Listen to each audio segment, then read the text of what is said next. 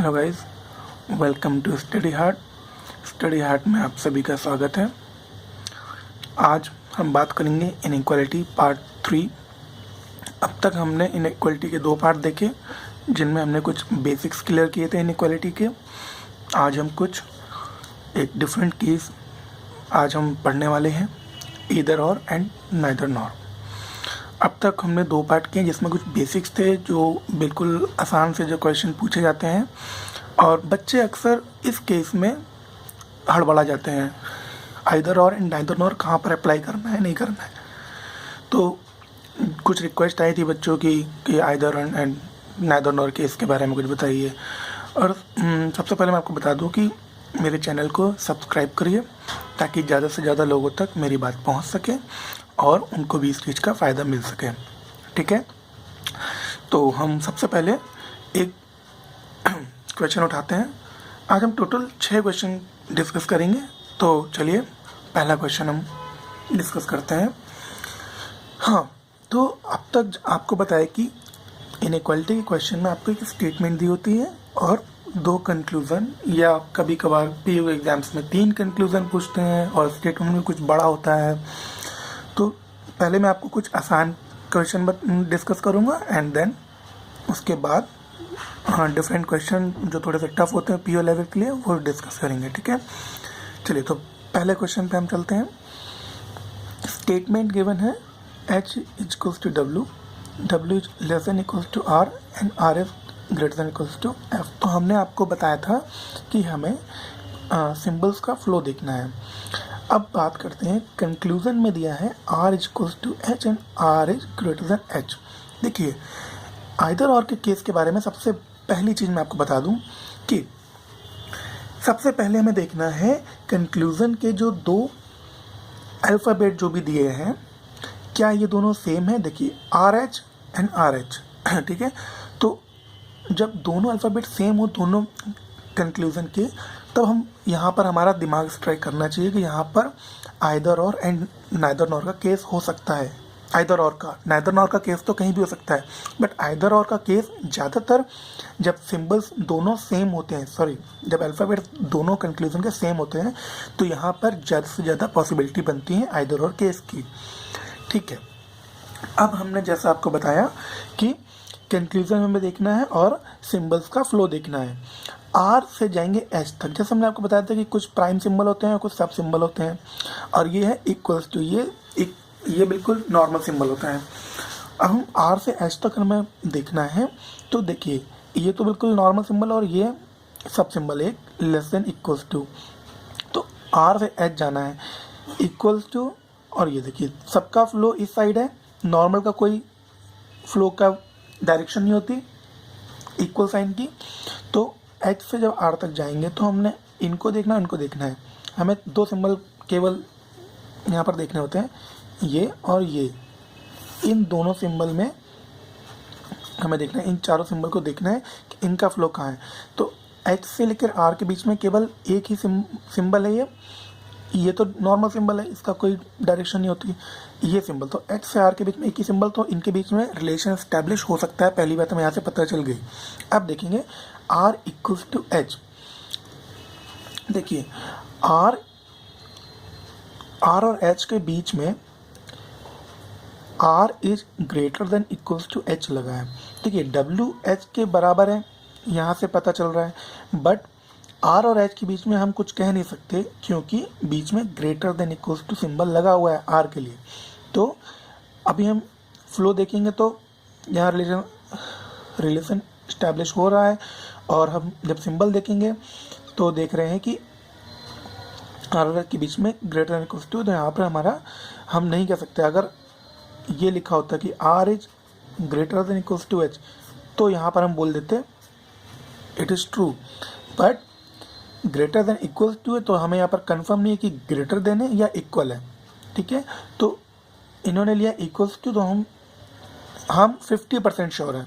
जब अब 50% की बात आती है तब आता है केस आइदर और। ठीक, तो यहाँ पर 50% है इक्वल्स टू में, R और H में हम बता सकते हैं H W के तो बराबर है, लेकिन जब H का कंपेयर R से होगा तो बीच में 50% का सिंबल लगा हुआ है, सब सिंबल है, इसका मतलब है कि या तो बड़ा है या बराबर है, बट क्लियर नहीं है, तो क्लियर नहीं है, इसे हम नोट कर लिया।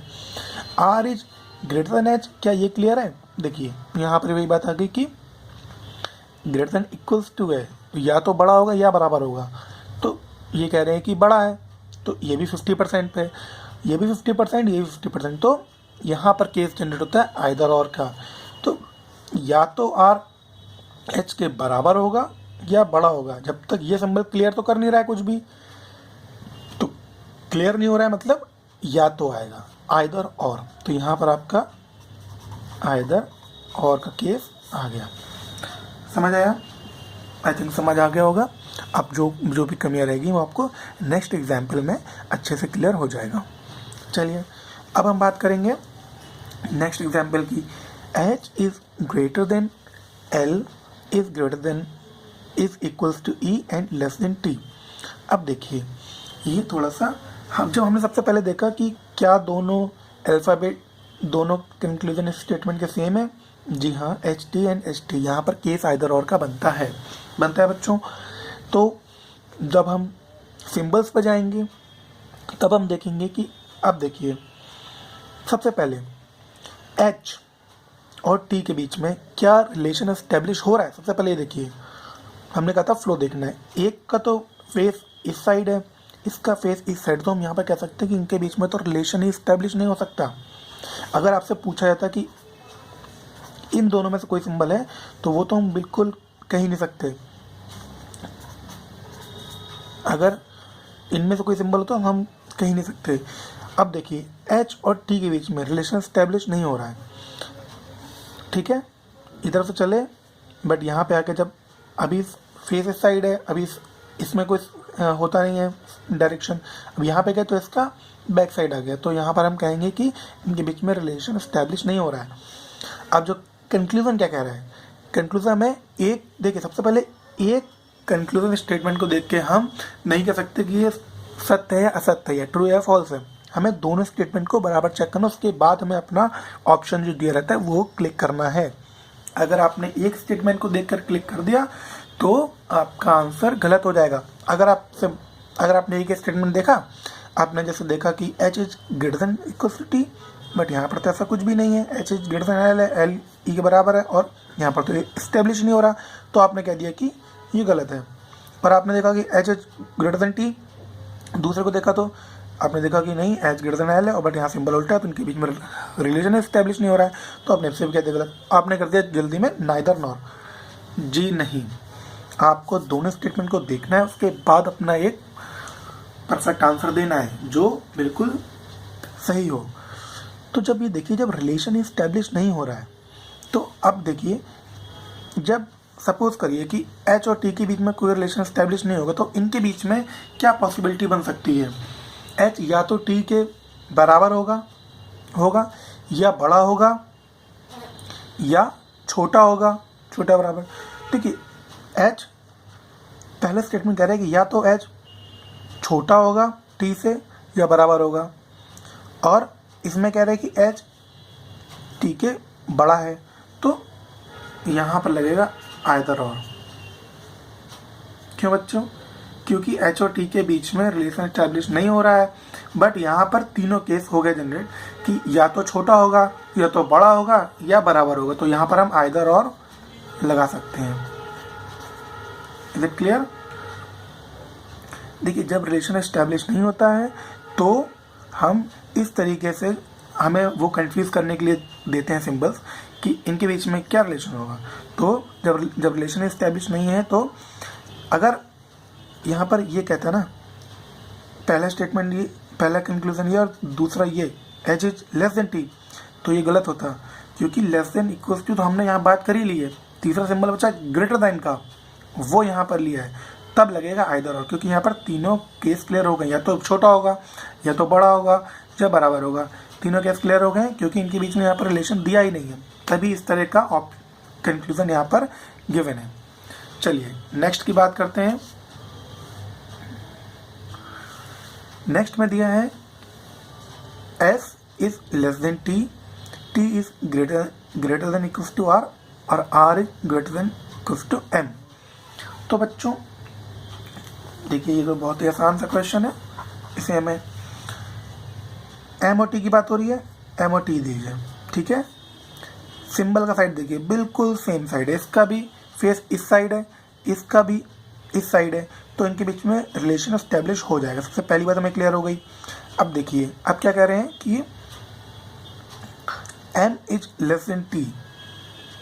देखिए t और m के बीच में कोई भी मेन सिंबल है इस तरीके का नहीं है, जो भी सिंबल है सब सिंबल है। तो या तो m is less then t या t is greater then m, ठीक है। तो t is greater then m either. देखिए यहाँ पर भी 50-50 का केस चल रहा है, ठीक है। ये दोनों सिंबल सेम है, मतलब कि बीच में ये यही मेन सिंबल। तो t is greater then m 50% और t इज इक्वल्स टू 50%। तो 50-50% हो गया तो आइदर, ठीक है बच्चों। जहाँ भी मैं 50-50% का लग रहा है कंक्लूजन में, वहाँ पर आइदर और का केस आता है। सेकेंड ऑप्शन में भी यही था, 50% था यहाँ भी और 50% यहाँ भी। या तो h t से बड़ा होगा या तो h t से छोटा है बराबर होगा। 50-50 जहाँ पर आएगा केस दोनों कंक्लूजन में, वहाँ पर हम बच्चों बात करते हैं आइदर और की, ठीक है।